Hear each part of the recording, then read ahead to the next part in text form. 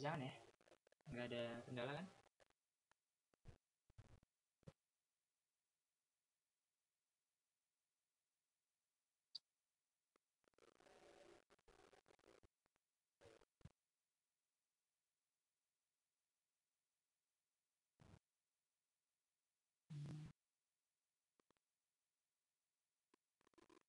Iya nggak apa mbak. Yuk tunggu aja.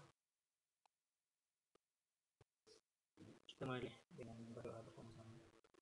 Berdoa mulai.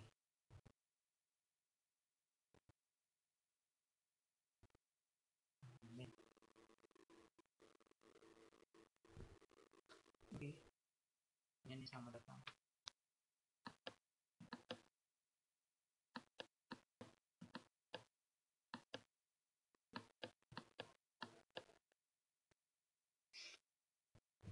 Oke, kemarin kita udah belajar tentang uang. Nah, sekarang kita masih melanjutkan tentang uang. Iya mbak, ini apa apa? Silakan selamat datang. Kita sekarang masih belajar tentang uang.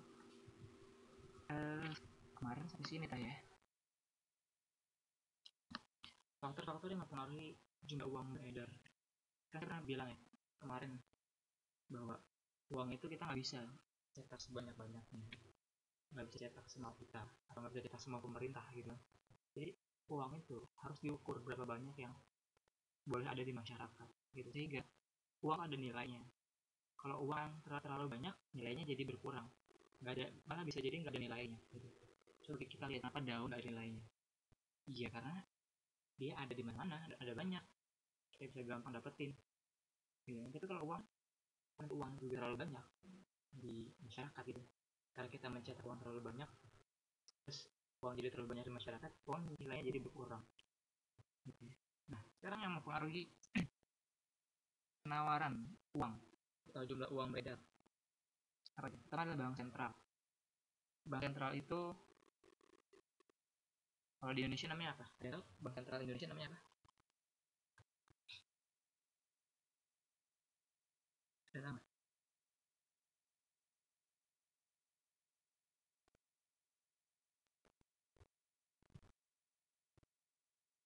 Masa ada yang tahu? Bank sentral di Indonesia namanya bank apa?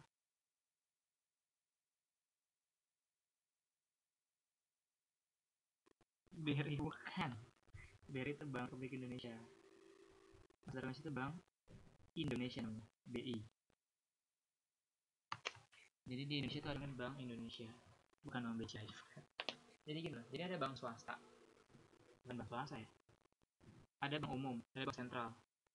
Bank sentral itu ada Bank Indonesia. Bank Indonesia itu yang menentukan jumlah uang kita, jumlah uang akan dicetak, jumlah uang kita sekarang tuh ada berapa. Dia itu yang menentukan, Bank Indonesia. Dia juga yang mengatur bank-bank umum seperti Bank BCA, Bank BRI, Bank BNI, apalagi BTN. Kalau di daerah tuh namanya Bank Jati, Bank Jabar. Itu yang ngatur tuh sebenarnya Bank Indonesia sebagai induk, sebagai pusat dari semua bank Indonesia. Iya nggak apa-apa Mbak Marini, silakan. Jadi dari singkatan namanya BI, Bank Indonesia. Gitu. Jadi bank sentral ini atau Bank Indonesia ini mengatur semua bank yang ada seluruhnya di Indonesia. Jadi kayak yang disebutin tadi Bank BCA, Bank BRI, Bank BNI, Bank BTN, atau Bank Mandiri gitu kan. Terus semua diatur oleh Bank Sentral. Jadi Bank Indonesia itu karena itu. Nah, sebagai lembaga yang memiliki, kelihatan ya. Coba pokoknya yang ada bukunya, silahkan dilihat bukunya, halaman berapa nih? 233. Halaman 23 bisa dilihat bukunya. Kalau nggak ada bukunya boleh dengar dulu aja, ntar dicatat sendiri juga boleh, soalnya di sini tulisannya nggak begitu jelas ya.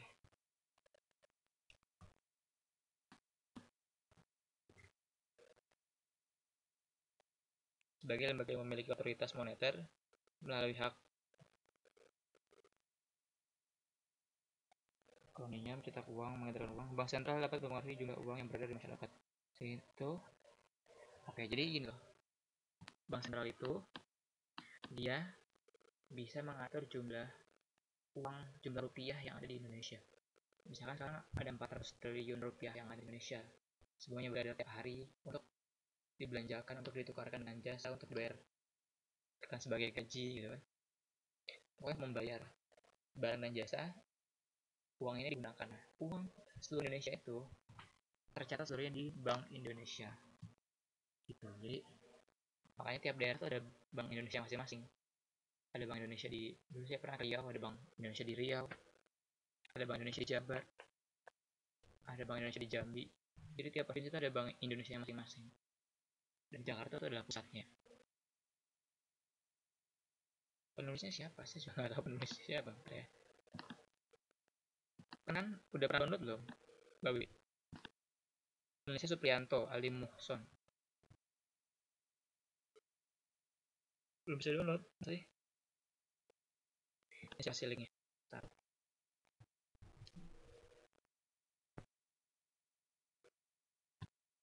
Ternyata ya, kasih link dulu kalau mau download.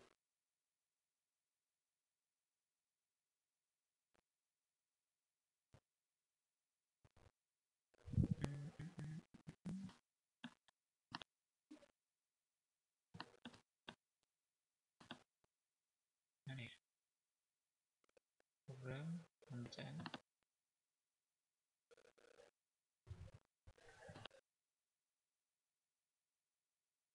Yes.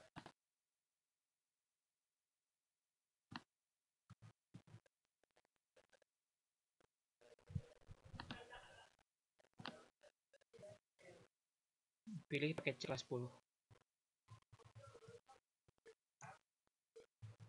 Pilih paket C kelas 10.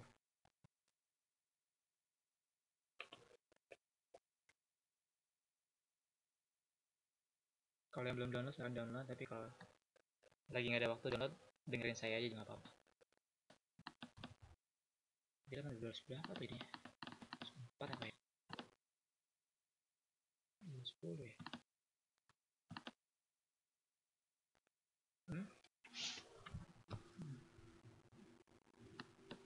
Lupa. Berapa? Kita kan berapa ya?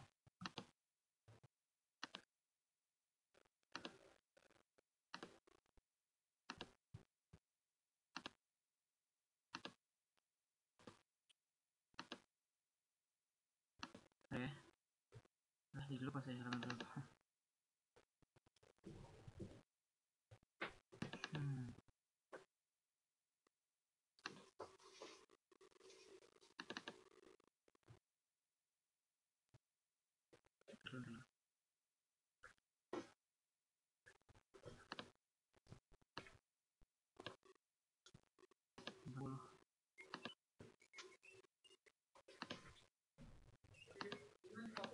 Oke nih.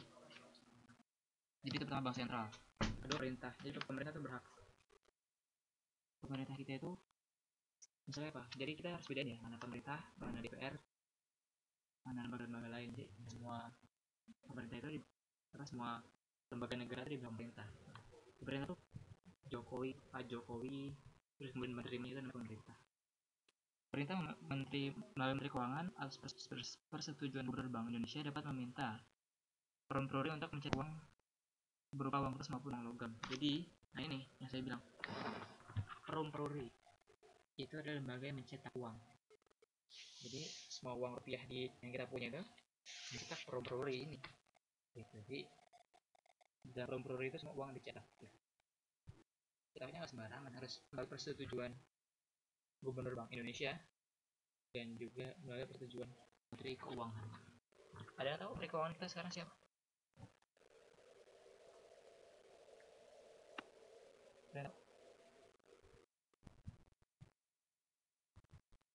Ada namanya siapa?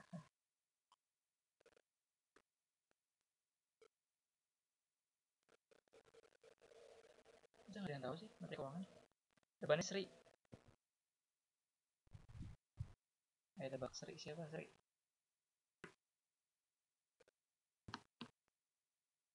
Sri. Ya betul. Cerdas kalian. Bau buru ini. Sri Mulyani. Dalam perkembangan kita saat ini. Bu Sri Mulyani. Nah, kedua itu, setelah itu adalah bank umum. Nah, bank umum itu bank yang menciptakan uang giral. Kemarin bisa bedain ya, mana uang giral, mana uang kartal.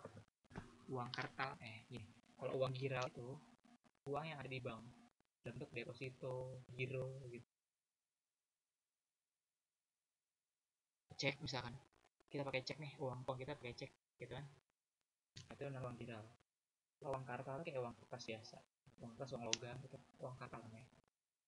Nah, uang giral ini kenapa bisa mengurangi jumlah uang yang beredar?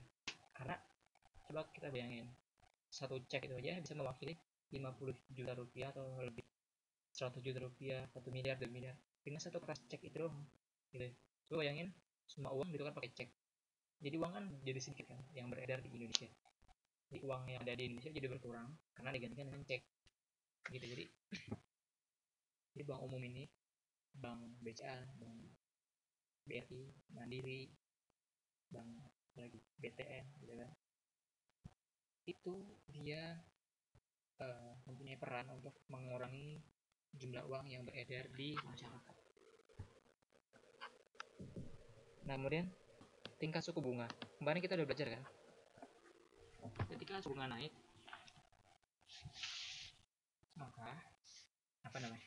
maka uang yang beredar akan lebih sedikit. Ketika bunga turun, uang yang beredar akan semakin banyak. Coba sekarang gini, misalnya bunga di bank itu 10% per tahun. Kita nabung di bank dapat 10% per tahun, gitu kan? Itu gede lah 10% per tahun. Kita nabung di bank yang aman, yang nggak ada resiko, kita akan dapat 10% dari uang kita per tahun. Itu gede. Dibanding dengan kita harus menjalani usaha. Jadi kan orang-orang jadi gini, kalau bunganya gede 10%, orang-orang pada cenderung pada nabung ke bank. Udah nabung ke bank aja nih, dapat bunganya gede. Jadi orang-orang pada nabung ke bank. Uang-uang yang ditabung ke bank ini kan mengurangi jumlah uang yang ada di masyarakat kan. Misalkan nih saya punya 1 miliar, saya ngeliat tuh kok banknya menggiurkan banget ya bunganya 10%. Kalau saya nabung 1 miliar, dalam 1 tahun saya dapat 100 juta rupiah. Ya udah, tabung aja mendingan. Nah, uang saya kan nggak ada di saya nih, adanya di bank.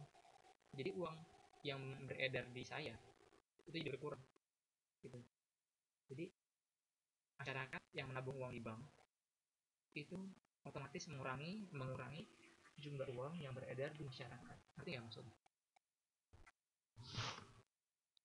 Jadi kalau ada nih uang di bank, bunga di bank sebesar 10%, kan gede. Jadi orang cenderung daripada ya buat makan segala macam, setelah cukup gitu kan ada tabungannya semua di bank gitu. Daripada disimpan di rumah atau di segala macam, ditabung di bank 10%, otomatis uang di masyarakat kan jadi berkurang karena semuanya dibuang ke bank gitu loh. Jadi ketika bunga naik, uang yang beredar di masyarakat jadi berkurang karena orang cenderung menabung ke bank. Nah, kalau bunganya turun. Waalaikumsalam. Saya bunganya turun, misalnya cuma 2%. Ngapain tabung di bank? Mending uangnya buat usaha. Ada peluang dapat lebih besar. Ada peluang ketika kita menjalankan usaha, kita bisa dapat 10%, 20%, 30% keuntungan dari uang. Udah aja, mendingan buat usaha. Orang kira gitu, kalau banknya bunganya kecil. Jadi gak ada yang mau nabung ke bank, cuma sedikit. Ya kan? Jadi gak ada yang mau nabung ke bank. Ada uang yang di masyarakat tetap segitu. Gitu. Bahkan jadi lebih banyak ketika orang udah naruh uang di bank, terus tahu kalau bunganya kecil, terus uangnya diambil lagi. Gitu. Jadi uang yang ada di masyarakat jadi bertambah atau tetap gitu. Jadi bunga itu sangat berpengaruh pada jumlah uang yang ada. Jadi ketika bunga naik, orang-orang cenderung pada nabung ke bank sehingga uang yang ada di masyarakat jadi turun. Terus kalau bunganya turun, orang cenderung pada ambil uang di bank terus dijalankan untuk usaha. bentuk bikin pabrik lah, atau bentuk bangun usaha kecil gitu kan, dijual lah segala macam gitu. Boleh, kenapa ya, soalnya bunganya cuma 2%, main nih kita usaha aja. Lebih bagus yang mana ya, taruh uang di bank lalu kita jadikan usaha? Coba ada yang tahu?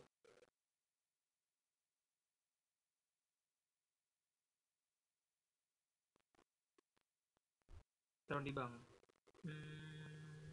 iya sih, itu bagus untuk diri pribadi, bagus untuk ekonomi masyarakat. Coba misalkan semua orang taruh uang di bank, terus siapa yang mau usaha? Kalau nggak ada usaha, nggak ada lapangan pekerjaan, semakin banyak orang menganggur gitu. Jadi ketika kita naruh uang di bank, semakin banyak orang naruh uang di bank, nggak ada orang yang mau menggunakan uang itu untuk usaha gitu. Jadi apa, semakin sedikit orang yang punya usaha, semakin sedikit pula lapangan pekerjaan yang dibuat, semakin sedikit pula banyak pengangguran nantinya gitu. Soalnya ini, bank itu kan nanti ketika semua uang kita yang kita tabung itu nanti diputar sama bank untuk dipinjem-pinjemin kan. Pinjemnya ada yang buat usaha, ada yang untuk kredit motor, kredit mobil, segala macam. Nah, bank itu ngambil untung itu dari bunga. Nah, sekarang untuk usaha, misalnya ini, saya mau bangun mau buat warung kecilan, saya minjem bunga di bank, minjem uang di bank, itu bunganya besar, sehingga orang pada malas minjem uang di bank, soalnya bunganya besar. Kalau dipikir daripada minjem uang di bank, mending kita cari orang yang mau membiayai kita langsung, terus hasilnya bisa dibagi dua, begitu lebih aman daripada ditaruh di bank. Aman, tapi nggak bisa untuk mendongkrak perekonomian. Jadi orang-orang tuh jadi nggak punya usaha. Kalau nggak punya usaha, jadinya makin banyak orang yang menganggur.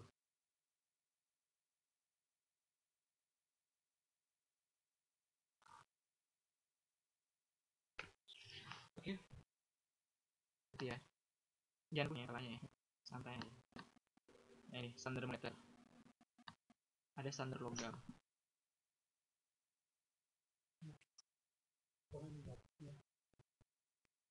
Standar logam adalah penetapan logam tertentu untuk dijadikan mata uang dalam perekonomian, misalnya standar emas dan standar perak. Salah satu ciri standar logam adalah bahwa setiap orang bebas menempa mata uang dan bebas pula melaburnya. Dan standar moneter harus memperhatikan ukuran, ciri-ciri khusus, dan jumlah uang yang beredar dalam masyarakat agar memudahkan pemakaian uang tersebut dalam perekonomian. Jadi secara lebih jelasnya dapat kita artikan bahwa standar moneter adalah patokan atau ukuran suatu benda dapat dijadikan sebagai uang dalam perekonomian sebuah negara. Sekarang gini,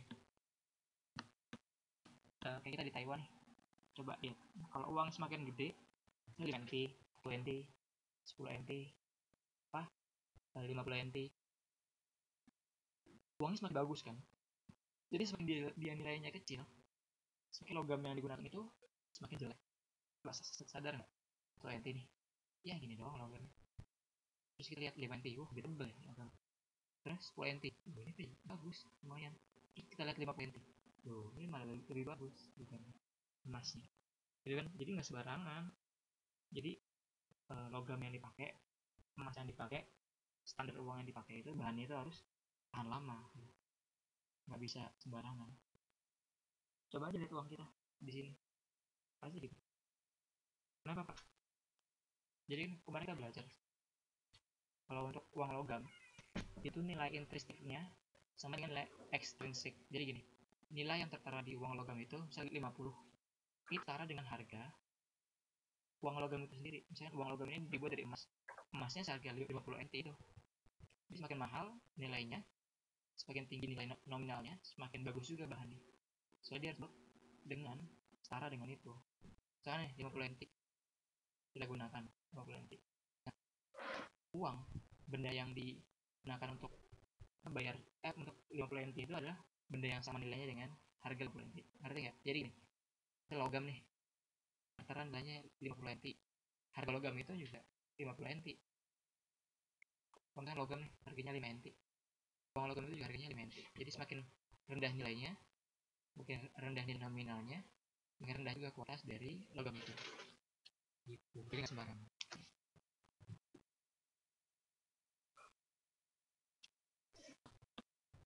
Oke, ngerti ya? Ini dan standar-standarnya.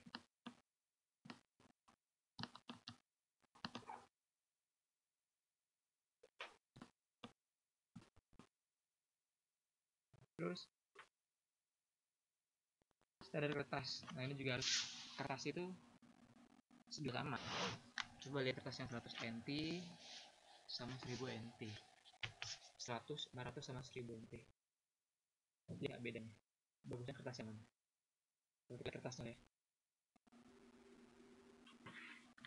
Kalian lihat nggak kertas? Ya pasti lah lihat. Ya kan bagusnya mana kertasnya?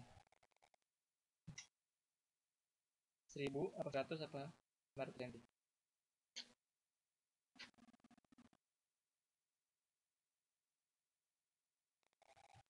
Gimana? 100, 500 apa 1000 NT? Yang kertasnya paling bagus. Yang 1000 NT. Kenapa? Sama kayak di Indonesia. Coba lihat. Ah betul. Coba kita lihat di Indonesia. Saya 1000 rupiah nih. Cuma 10.000. 10.000 rupiah. Itu 5.000. Itu 10.000. Itu 20.000. Lebih bagus lagi uang. 20.000 bisa 50.000. Jauh lebih bagus lagi uang. Terus tadinya 100.000. Pasti uang paling bagusnya 500.000. Kenapa? Karena kertasnya dibuat dengan kertas yang beda. Kemudian karena nilainya lebih tinggi, nilai nominal lebih tinggi, dibuat dengan kertas yang paling bagus. Kalau nilai nominal paling rendah, dibuat yang paling jelek. Gitu. Cuma 1.000 rupiah.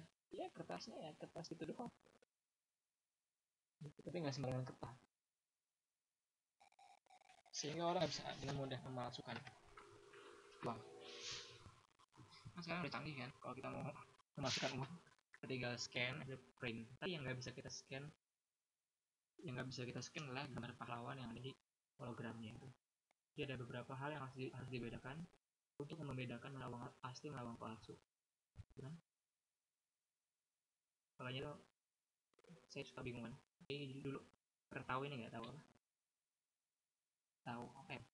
Yang bisa menggandakan uang itu siapa namanya? Yang aduh, siapa namanya? Yang bisa menggandakan uang. Pernah dengar nggak beritanya di Indonesia? Saya lupa ya.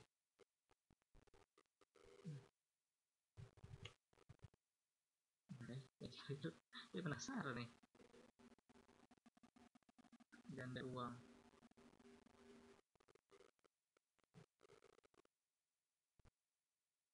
Kanjeng.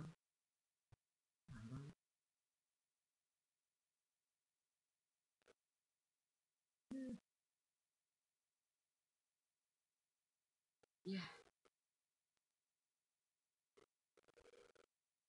Oh, Kanjeng Taat Pribadi. Dimas Kanjeng. Ah, itu dia. Dimas Kanjeng. Jadi Dimas Kanjeng ini dia bilang bisa menggandakan uang. Tapi sebenarnya dia itu apa? Menukarkan uang asli dengan uang palsu. Jadi ini ada uang palsu deh. 50 juta ditukar uang asli 5 juta. Aneh, kenapa dia pakai uang palsu itu aja buat jajan? Kalau dia yakin dengan uang palsunya itu bisa dipakai untuk dibelanjakan, kenapa harus ditukar dengan uang asli 5 juta? Terus ditukar dengan uang palsu 5 juta. 50 juta. Jadi saya juga sebenarnya. Kalau dia yakin uang palsunya itu bisa diterima di mirip dengan uang asli, kenapa dia harus menjual uang palsunya ditukar dengan uang asli? Ya, jadi dia begitu. Nggak tahu. Nah, standar kertas ini merupakan standar yang dipakai oleh negara di seluruh dunia. Kebaikan dari standar kertas ini adalah sebagai berikut: menghemat pemakaian emas, menghindari dari risiko kemungkinan hilang, ongkos pembuatannya yang murah, dan untuk pengiriman dalam jumlah besar lebih mudah, peredaran mudah disesuaikan dengan kebutuhan. Jadi gini, ini alasan kenapa uang kertas itu lebih banyak jumlahnya daripada uang logam. Kenapa? Karena pertama, uang logam itu berapa? Coba kita digaji, misalkan gaji kita berapa? 20.000 NT. Digaji pakai 50-an NT. Mana nggak berat kita bawanya? Ya kan? Jadi pakai nih, digaji dengan uang 50 NT. ada 10 juga lagi, gimana nggak berat coba, bisa buat ini, buat mukul orang uang gitu.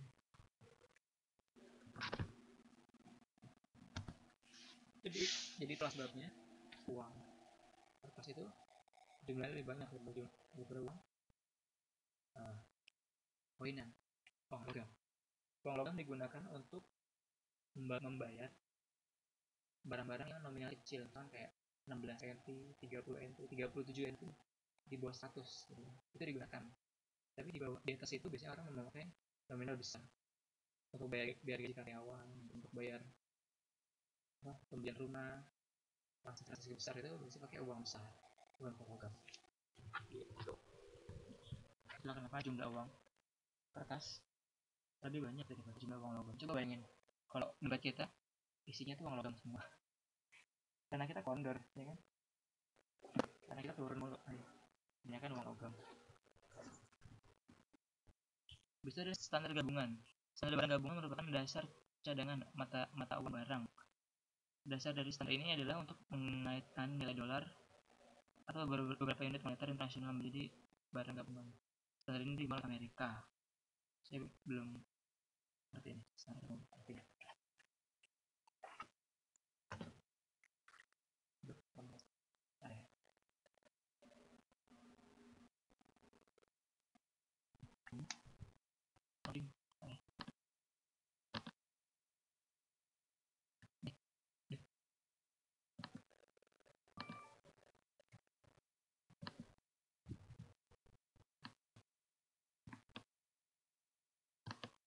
Ini pengertian bank. Ternyata bank itu apa? Bank itu berasal dari Yunani, artinya meja. Meja adalah tempat untuk melakukan tukar menukar uang, gitu ya. Saya juga tahu bank itu artinya meja, tempat menukar uang. Oke. Terus mula-mula pekerjaan dilakukan sebagai pedagang uang, yaitu membeli menjual uang logam. Kemudian kegiatan sang pedagang ini bertambah sebagai tempat penitipan uang logam dari masyarakat. Sebagai bukti dari penitipan ini, maka pedagang memberikan tanda bukti penyimpanan dengan memberikan nota emas, di mana nota ini bisa diperjualbelikan dengan nilai nominal dan nilai kurs yang sekarang bisa disebut dengan uang giral. Selain menghimpun atau menyalurkan dana dari atau ke masyarakat, bank di sini juga memberikan jasa pelayanan dalam bidang keuangan lainnya kepada masyarakat seperti jasa penagihan dan pemilihan uang. Dewasa ini kegiatan perbankan memegang peran penting dalam tetap perekonomian, khususnya usaha menarik. Oke, gini, gampangnya gini. Ini Mbak Wiwi, silakan. Jadi gini, bank itu apa sih? Ini ada yang nabung di bank, yang pernah paling nggak pernah nabung di bank, atau sekarang masih nabung di bank, bank Taiwan atau bank Indonesia. Balik lagi, paling nggak pernah nabung di bank.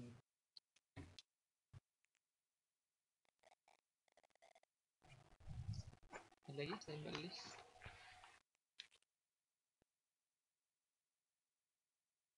Nggak ada, Mbak Lilis aja berarti. Oke, jadi gini.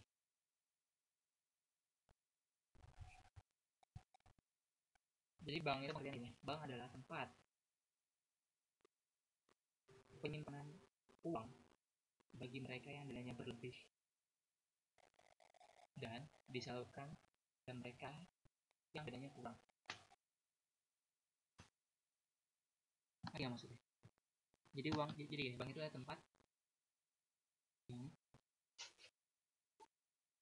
mendapat uang dari orang yang dananya berlebih, kemudian menyalurkannya ke orang yang dananya kurang. Saya gini, saya lebih nih, gaji saya itu 10 juta per bulan, 10 juta rupiah. Terus dihitung-hitung, saya harus bayar tempat tinggal, bayar listrik, bayar gitu anak, ya, bayar lipstick istri segala macam. Habis semuanya 7 juta. Nah, saya sebagai jaga-jaga, saya simpen 1 juta di kantong saya. Sisa 2 juta. Kan lebih nih. 2 juta lebih nih. Nah, kan berlebih nih. 2 juta saya tabungin di bank. Jadi bukan berlebih dalam artian kelebihan, bukan, tapi sebagai apa, kelebihan konsumsi. Misalnya gini, kita udah konsumsi ini ya, udah dipakai untuk konsumsi segala macam, untuk bayar segala macam, yang masih sisa itu baru kita tabungin. Itu artinya kelebihan dari konsumsi, sisa dari konsumsi kita gitu. Jadi uang gaji kita dipotong dengan konsumsi yang kita lakukan, bayar ini, bayar ini, bayar ini. Setelah itu semua selesai baru ditabungin gitu. Jadi nah, semua orang yang tabungin itu, tapi ada juga orang yang tabung kelebihan uangnya, jadi uang ditabung untuk masa depan dia. Jadi dia udah beli uang terus ditabungin. Nah, uang kan dikumpulin di bank, dari berjuta-juta orang kumpulin uang di bank jadi banyak. Nah, uang ini disalurkan ke orang-orang yang membutuhkan uang. Maksudnya orang yang sudah kekurangan uang, misalkan apa, untuk modal usaha gitu. Terus untuk mobil-mobil nih nggak ada uang cash, maksudnya nggak ada uang sekali bayar gitu, kredit ya bang, ya kan, sekali ya pakai bank, mau pakai bank ya. Jadi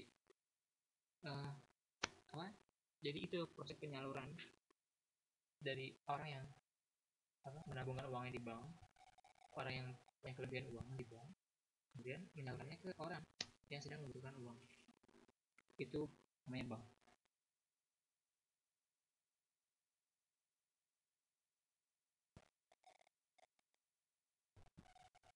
Ngerti ya? Jadi ngerti bank.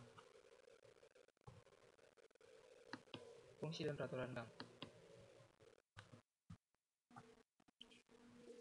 Sherin Stewart mengemukakan ada 2 tugas utama dari bank, yaitu sebagai penyalur kredit, bank menerima simpanan dari masyarakat kemudian memberi pinjaman kepada masyarakat lain yang membutuhkan. Itu yang saya bilang tadi, dia ngumpulin duit, kemudian uangnya itu disalurkan lagi kepada orang yang kredit berutang.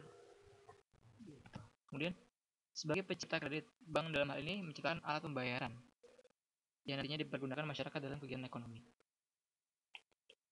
Ini enggak.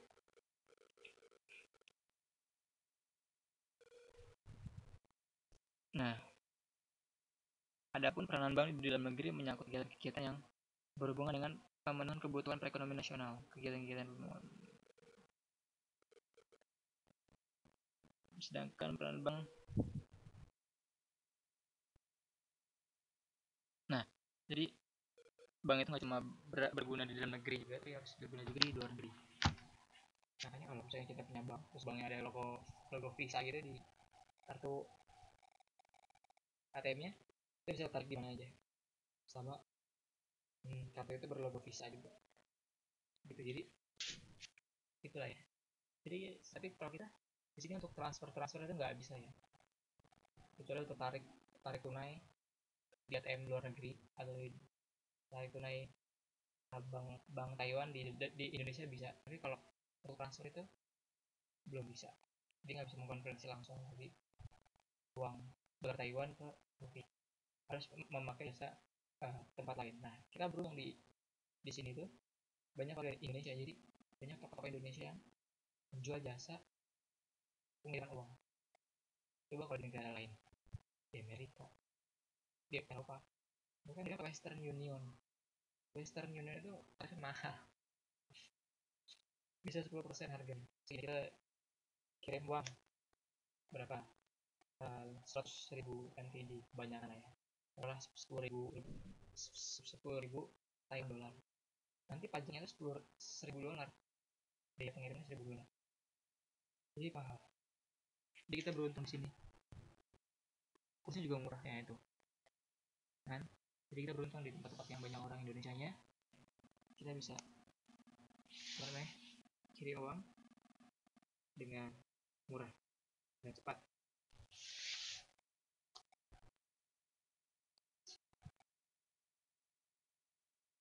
Gitu ya. Jadi beruntung. Western Union tuh kacau. Terus udah sabrek sembarang dia. Sama juga kita narik uang di ATM. Jadi narik uang di ATM nih.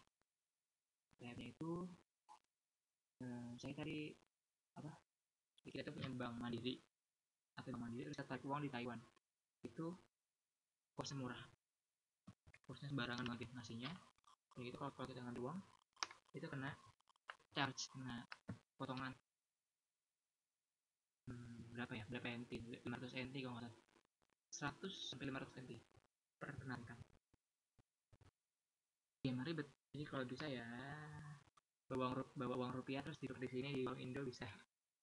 Kalau waktu pertama kali kesini gitu, atau ya ditukar dulu di toko Indo, uang lebih gampang, maksudnya kursnya lebih bagus, kemudian ongkosnya juga kan nggak perlu ongkos tukar ya, nggak perlu biaya tukar.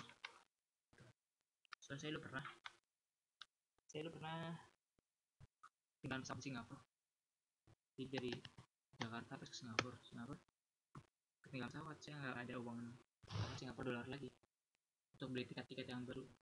Akhirnya saya pakai kartu ATM saya BCA, terus ambil uang Singapura, terus beli tiket baru, dan itu kursnya gila-gilaan kacau. Jadi hati-hati, jangan sampai kejadian seperti itu. Ambil ATM di negara orang tuh nggak bagus sih kursnya.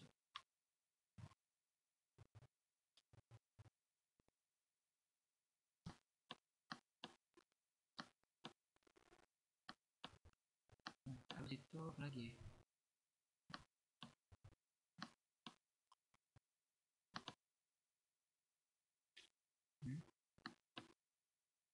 Bank sentral. Yang saya bilang bank sentral itu adalah Bank Indonesia. Nah, bank sentral itu jadi apa ya? Bank yang membuat peraturan, yang mengawasi,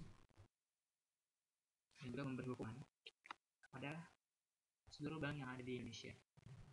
Jadi mereka membuat peraturan, mengawasi, kalau ada melanggar dibikin hukuman pada bank-bank itu. Ini bank Indonesia, banknya bank pusatnya ya masyarakat Indonesia ya, pusatnya di sini bang. Saya lu berapa bulan penelitian di Bank Indonesia itu, dan saya itu besar, hampir besar banget, dan masuk kantor harus pakai tanda terima segala macam. Kalau kita harus ditanya titik KTP segala macam, ribet masuknya. Bank Indonesia. Nah, tugasnya apa Bank Indonesia? Menetapkan dan melaksanakan kebijakan moneter. Jadi ngerti ya, kebijakan moneter itu kebijakan mengenai tentang jumlah uang beredar di Indonesia, di masyarakat. Itu moneter itu berhubungan dengan jumlah uang beredar. Jadi kalau jumlah uang beredar terlalu banyak dikurangin, terlalu sedikit tambah, gitu aja. Itu moneter. Terus mengatur dan menjaga kelancaran pembayaran. Nah ini dia mengawasi semua sistem pembayaran, jadi pembayaran antar bank gitu. Jadi awasi. Kalau di Indonesia ini ya, kita transfer uang nih dari Bank Mandiri ke Bank BRI itu masih bayar 7.500. Kalau di sini ada yang gratis, ada yang bayar. Kalau beda bank tuh paling bayar berapa? Gak mahal. Kalau Indonesia lumayan signifikan cari uang kali Indonesia. Terus mengatur dan menjaga kelancaran pembayaran itu udah. Mengatur dan mengawasi bank yang saya tadi bilang dia. Jadi Bank BRI, Bank Mandiri, Bank BCA, Bank apa lagi? Jangan Bank BTN ya, banyak ya. Itu semua diatur sama Bank Indonesia. Kalau dia nggak mau ngikutin Bank Indonesia, dia bisa dicabut izin usahanya, kemudian nggak bisa jadi bank lagi di Indonesia. 5.000 enggak 5.000 sekarang 7.500. Terakhir kali saya itu 7.500 apa 6.500 ya, kalau 7.500 6.500.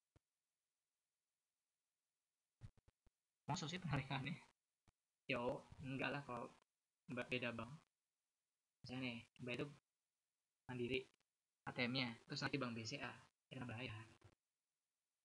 Jadi kalau bisa sesuai dengan yang banknya itu. Jadi kalau misalnya ATM-nya Bank BCA ya nanti di Bank BCA, nggak di Bank Mandiri gitu. Kalau di Bank Mandiri pernah bayar, tapi kalau di sini enggak. Saya kan Postbank ya, saya ATM saya Postbank, terus saya ngambil di Usan kan, Usun gitu, Usan Bank itu gratis kok, nggak kena biaya potong. Habis itu juga tarik di katai. Katai itu katai bank itu biasa ada di arti atau ada katai bank. Saya tarik ke sana, loh kok nggak kena potong juga, masih lebih bagus. Kalau di Indonesia mah udah kena.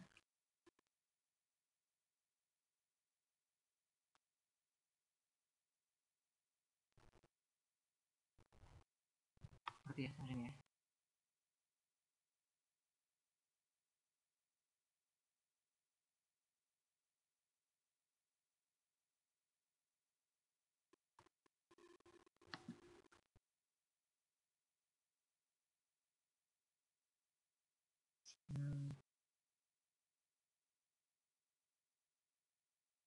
Terus bank saya terlalu bank BRI Pak gara-gara lupa PIN.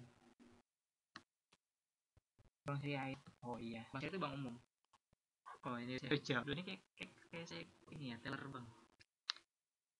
Kalau kayak bank Syariah, teller itu ya bisa terjadi mana aja, cuma salah ATM. Nggak harus salah PIN.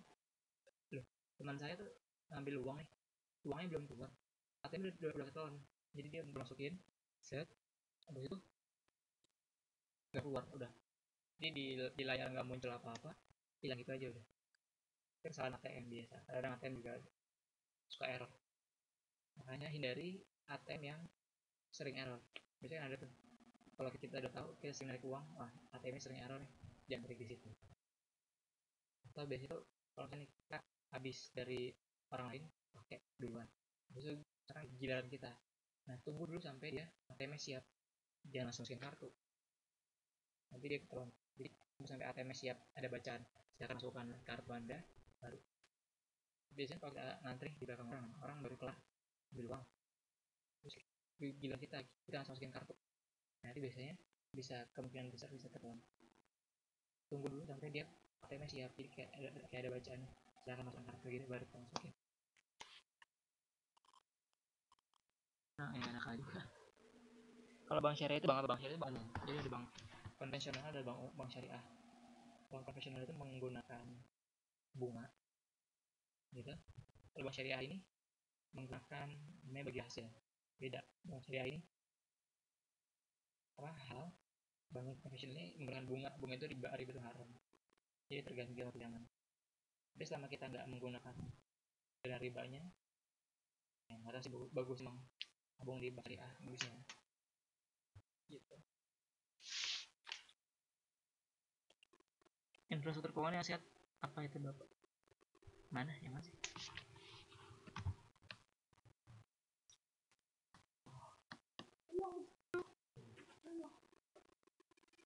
Yang C. Oh, yang C.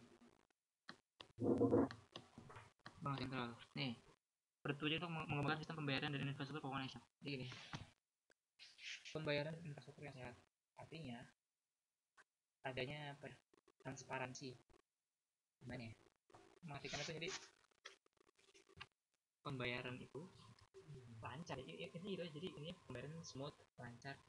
Kita bisa membayar dari bank satu ke bank yang lain, nggak perlu ada gangguan. Gitu. Jadi kita infrastruktur yang sehat. Sehatnya jadi kayak bahasa, bukan diartikan sebagai sehat, gitu enggak, sebagai keadaan yang lancar, aman, terkendali, gitu aja. Nggak dijadikan dengan sehat yang kayak badan kita gitu, enggak.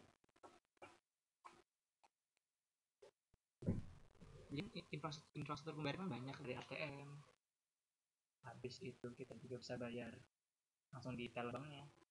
Teller bank itu orang yang melayani kita di bank, ada selamat datang ibu, mana bapak, dibantu. Yang cewek-cewek itu biasanya di dalamnya itu namanya teller, dia juga bantu. Nah jadi kan harus dibuat sistemnya, nah yang buat sistem itu Bank Indonesia gitu. Sistem pembayarannya kesini gini, bayar kesini itu Bank Indonesia, jadi dia yang buat sehingga semua aman terkendali. Oke.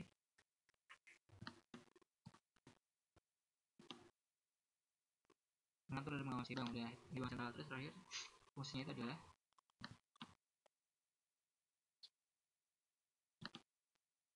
sebagai penyedia dana terakhir.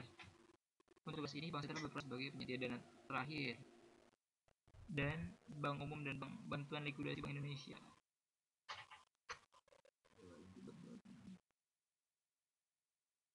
Orang deputi gubernur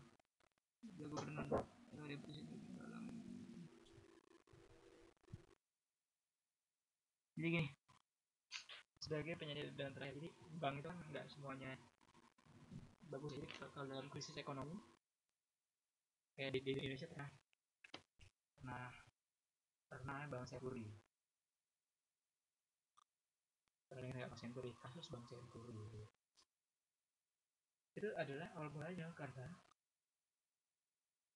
Bank Senturi ini pada krisis tahun 2008 itu dia kurang bijak dalam melaksanakan kebijakannya, jadi dia itu rugi banyak. Bank Senturi ini rugi banyak, akhirnya bank ini bangkrut. Nah, untuk menyelamatkan bank ini, pemerintah bisa meminjamkan dana, membantu dana ke Bank Senturi ini, akan dibuat namanya BLBI, Bantuan Likuiditas Bank Indonesia. Jadi ini gunanya untuk supaya menolong bank-bank yang sedang dalam krisis. Jadi bank Mandiri nih yang lagi krisis nih, ketika bangkrut, kemudian bank besar ya bangkrut, kemudian dia banyak mem-PHK banyak orang, dan ekonomi juga nggak berjalan karena bank bangkrut. Akhirnya apa, ya udah pemerintah bikin bantuan ke bank itu, dikasih uang, disuntikan uang ke bank itu hingga bank itu bisa lagi, disuntikan modal lah ibaratnya, suntikan modal.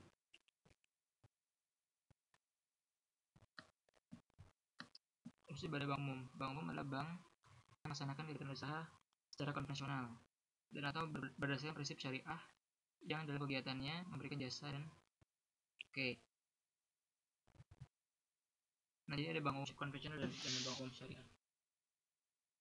Ini udah jelas ya, saya jelas. Jadi konvensional itu kayak bank BRI, BCA, Mandiri. Nah, kalau bank syariah itu ada bank Muamalat, Bank Mandiri, Bank Syariah Mandiri, BSM, ada bank BRI Syariah.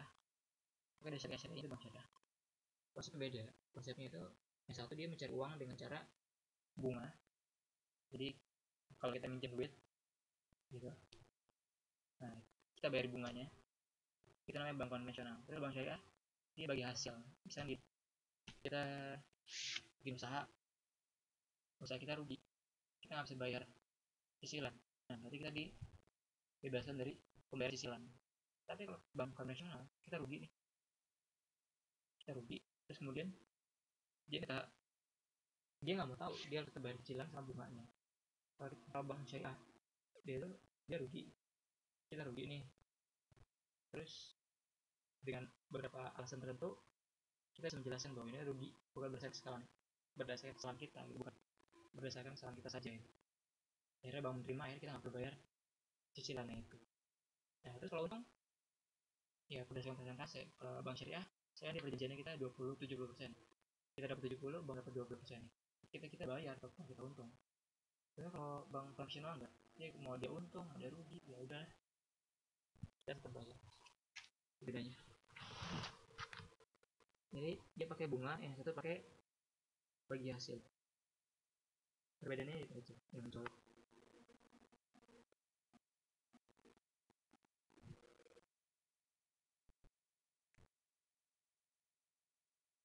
Terus bank umum konvensional menyediakan menciptakan uang kira akhirnya masih baca sendiri.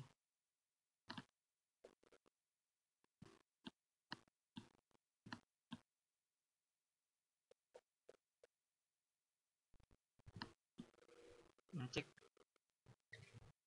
adalah perintah kepada bank dari orang yang menandatangani untuk bayar sejumlah uang yang tertera pada lembaran cek tersebut kepada orang yang namanya disebutkan. Jadi gini, jadi biasanya bos besar itu nggak bawa uang kertas gitu, dia nggak bawa uang cash, dia pakai apa, pakai cek.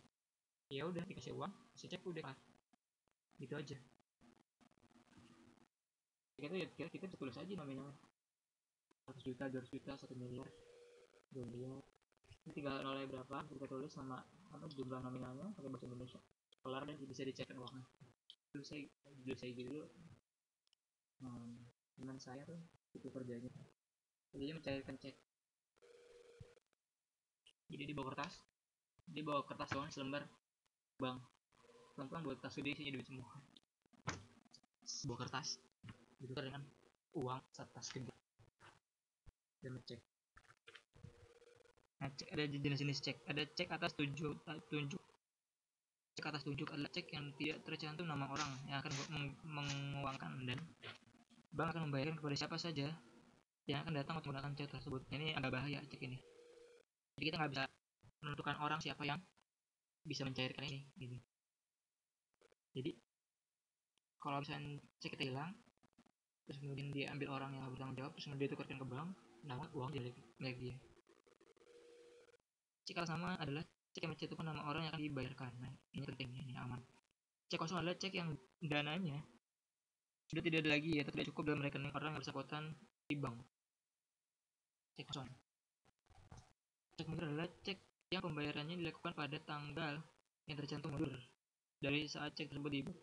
Jadi dia bisa dibuat tanggal 15 Juli. Nah, jadi bayarnya untuk transaksi sebelum tanggal 15 Juli. Tanggal 12, tanggal 11, 9 gitu.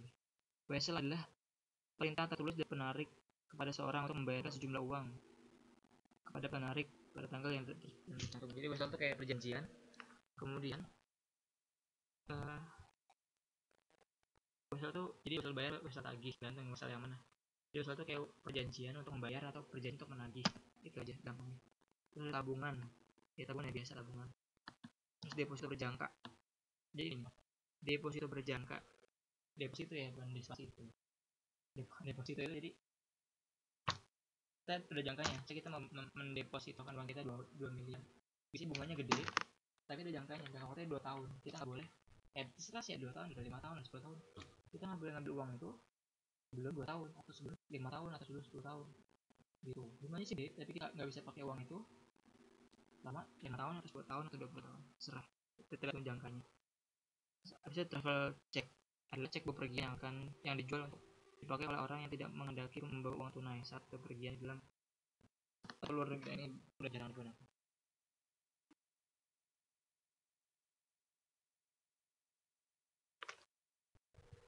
Kemudian ada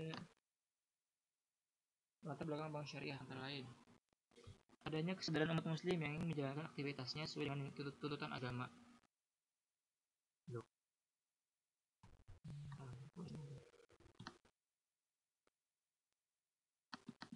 Bank umum syariah, sekarang nggak jadi bank syariah. Bank syariah ada yang nasabah bank syariah sini. Nasabah ya, nasabah itu orang yang menjadi customernya bank, orang yang menabungkan uangnya di bank, namanya nasabah. Ada nasabah bank syariah sini. Kita pakai bank syariah. Bank syariah. Bagusnya sih memakai bank syariah. Bagus.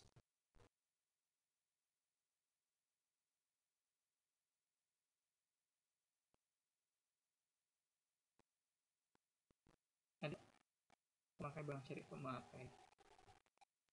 Ada ya. Jadi bank syariah itu dulu awalnya tuh gini. Jadi bank syariah itu baru mulai muncul tuh tahun 90-an. Pertama kali bank syariah di Indonesia itu namanya bank muamalah. Nah, bank syariah itu muncul ketika orang udah sadar bahwa riba itu haram segala macam. Jadi umat muslim terus jadi sadar bahwa kalau kita sebagai umat muslim nggak boleh pakai bank ini. Jadi bikin alternatif lain, bank syariah. Itu udah hakikatnya nanti bank syariah itu adalah sebagai tempat menabungnya umat muslim. Jadi kebanyakan ya pasti syariah itu sebagian besar dipakai oleh umat muslim lah gitu. Karena bank syariah itu kan, bank syariah itu kan berangkat dari kesadaran umat Islam untuk menghindari riba. Karena riba itu haram. Riba itu kan bunga. Bunga itu nggak boleh karena bunga itu menyusahkan orang lain. Jadi kayak dulu saya pernah cerita, orang tua saya dulu pernah minjem uang gitu di bank gitu. Terus telat bayar waktu itu lagi nggak ada uang. Terus itu telat bayar tagihannya selama hampir sebulan. Enggak sebulan deh. beberapa hari, semingguan. Nah terus bunganya itu kan dia berjalan tiap hari, berjalan bunga dendanya itu, jadi kan kalau misalnya telat 1 hari ada dendanya, dan dendanya itu kemudian berbunga lagi, berlipat-lipat lagi tiap hari. Nah sampai tagihannya itu hampir 1 kali pembayar cicilan. Yang cicilan itu 1 juta, bunganya itu bisa sampai 900 atau 800 ribuan. Itu tuh bunga tuh ya, jahatnya. Pematusnya membutuhkan perbankan bebas bunga, jadi dia bersifat spekulatif dan membayar kegiatan usaha real. Lengkap gitu ada bank syariah. Bank syariah tidak menempuh cara transaksi pinjam meminjam sebagai kegiatan komersil. Mau ini nih, jadi ada transaksi dalam bahasa Arab. Dalam bank syariah tuh ya, namanya al-ba'i, al-ijarah, sewa menyewa, investasi syirkah, jasa-jasa titipan, al-bi'ah, murabahah gitu-gitu. Jadi kalau kita mau menjalankan usaha, kita bank setuju untuk menanamkan modalnya kita, habis itu kita ada perjanjian namanya, kemudian ya udah kita dikasih tahu berapa persen kalau kita untung, berapa persen kalau kita gitu, gimana nanti perlu bayar apa enggak gitu. Kayak bank syariah ya perbedaannya. Makanya tuh saya pernah, teman saya tuh narik motor kredit, dia bisa bedain mana bank syariah sama bank enggak syariah. Bank nasional tuh beda banget, jauh harganya. Saya dia narik motor harganya tuh 15 juta lah harga aslinya, kalau sama bank syariah itu bisa bayar cuma sampai 19 juta. Kalau bank konvensional sampai 24 jutaan, beda 5 juta. Jadi ya kalau dipikir-pikir ya emang lebih murah syariah. Jadi kalau nanti pulang di Indo terus butuh uang gitu kan untuk usaha, ya pergilah ke bank syariah. Kalau ada namanya BMT itu Baitul Mal wa Tamwil, itu juga tempat untuk meminjam bunga, meminjam uang, syariah sistemnya. Oke. Nah ini perbedaan bank umum konvensional dan bank syariah. Kalau jelas ada sistem bunga sama sistem bagi hasil. Kalau bunga untuk konvensional, bagi hasil syariah. Terus hanya hukumnya itu perundang-undangan. Kalau bank syariah itu hukumnya itu dari Al-Quran, hadis, ijma para ulama gitu kan.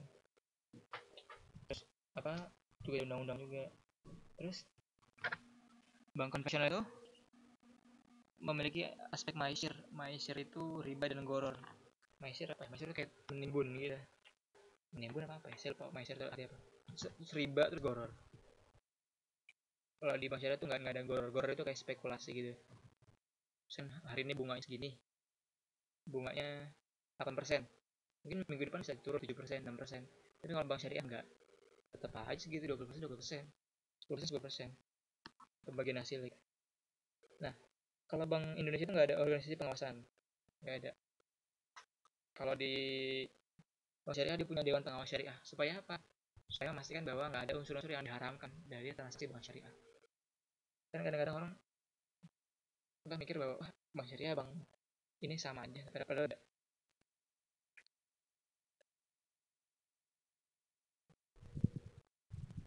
Terus bank konvensional dalam masyarakat harus dibayar bunganya pada saat itu tempo.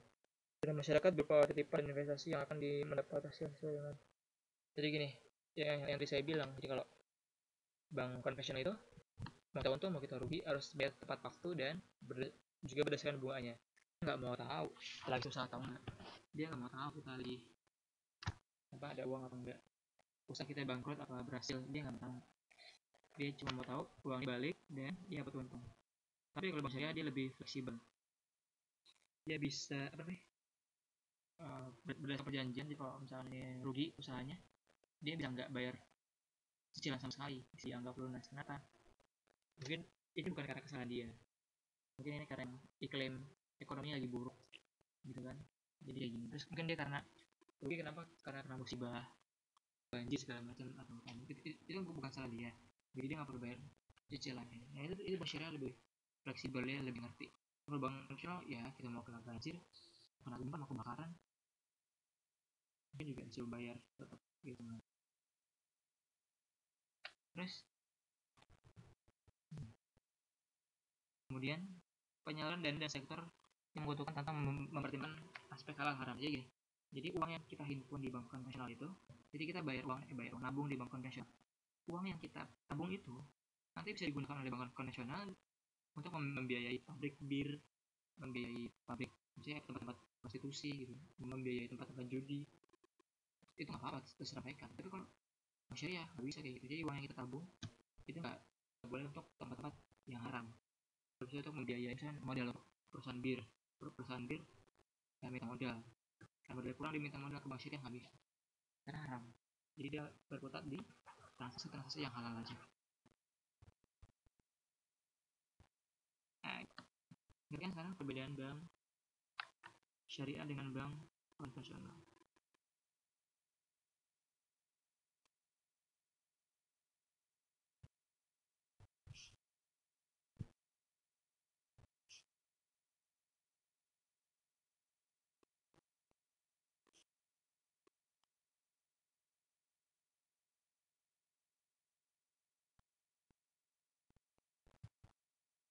Kalau pulang jangan jam bank jadi musuh teman-teman.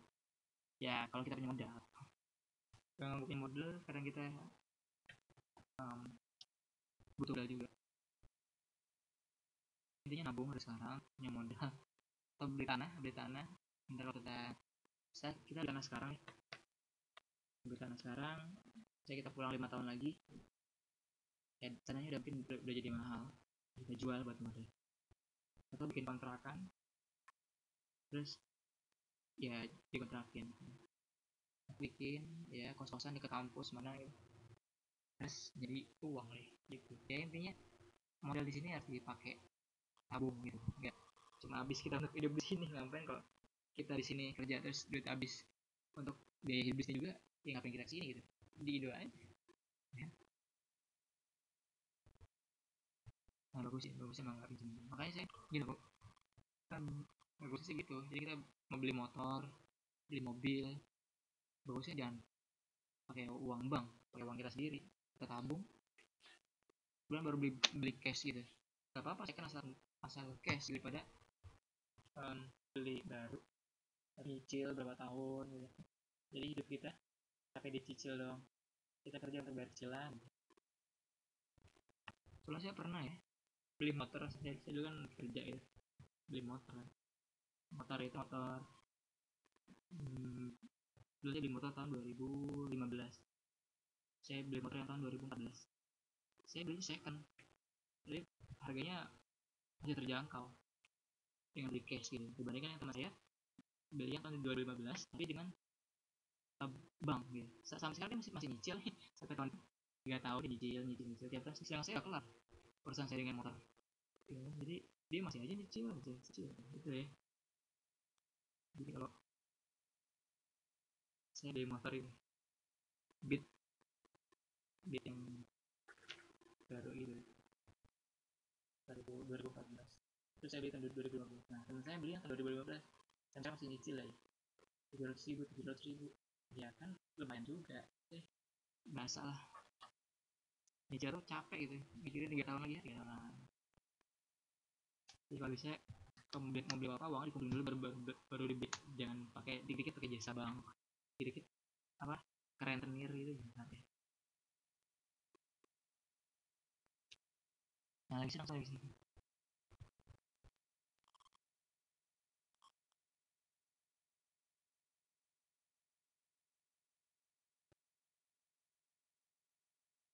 lagi mau tanya, kita kayaknya cuma sampai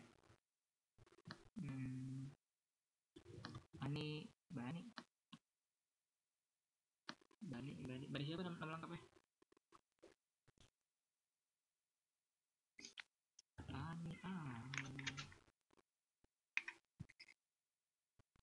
Kristiani.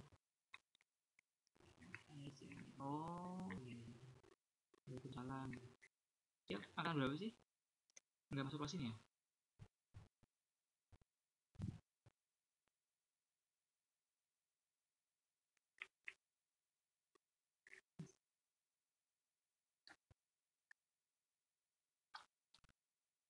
semua. Nggak usah pokoknya error. Mbak Siti Nurjana nggak ada ya? Mbak Siti Nurjana kemarin hari Minggu kemarin cuma dia datang KTM, nggak, jadi dia nggak KTM, beliau tuh cuma bayaran doang tapi kasihan cuma sendirian yang datang. Mbak Siti Nurjana.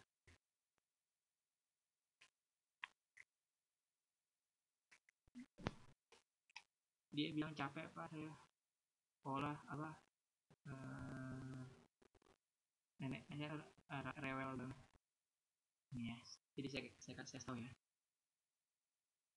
yang terpenting itu adalah kerjaan dulu. Ini kerjaan dulu, nanti baru kalau ada waktu luang baru, nggak masalah absen berapa banyak nggak masalah, tapi yang apa, kerjanya beres dulu baru boleh ke kelas segala macam gitu. Jadi yang penting kelas tugasnya kumpulin itu aja. Maksudnya nggak perlu, kalau misalnya nggak bisa ya jangan masuk kelas tiap hari, nggak masalah. Ya jelas kerjaan dulu selesaiin, kalau bisa ya bagusnya ya ini, apa namanya, masuk kelas tiap hari bagusnya. Tapi kalau nggak juga nggak masalah, yang kerja nomor satu, bisa baru nyusul tugas gitu. Jadi jangan terlalu diambil pusing ya. Jadi ya udah sambil jalan kalau nggak punya tugas ya kan nggak ada nilainya, minimal ada sih nilainya tapi nilai paling rendah gitu.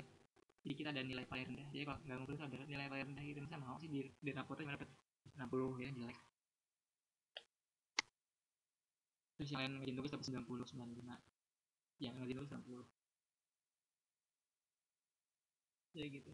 Yang penting terus semangat,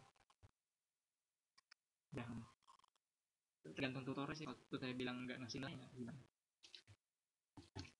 Kalau saya sih baik, jadi kalau bisa ya semuanya lulus. Kalau saya balik sama aja kalau saya yang penting semua di sini semangat sampai akhir nanti lulus bareng-bareng. Oke, ada yang mau ditanyakan soal bank syariah dan bank nggak syariah atau soal apapun, boleh tanyakan dulu sebelum kita tutup kelas kita malam hari ini.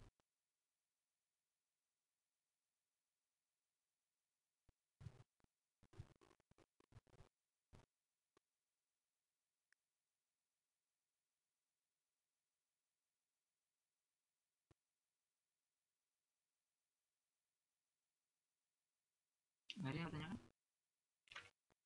Ayo.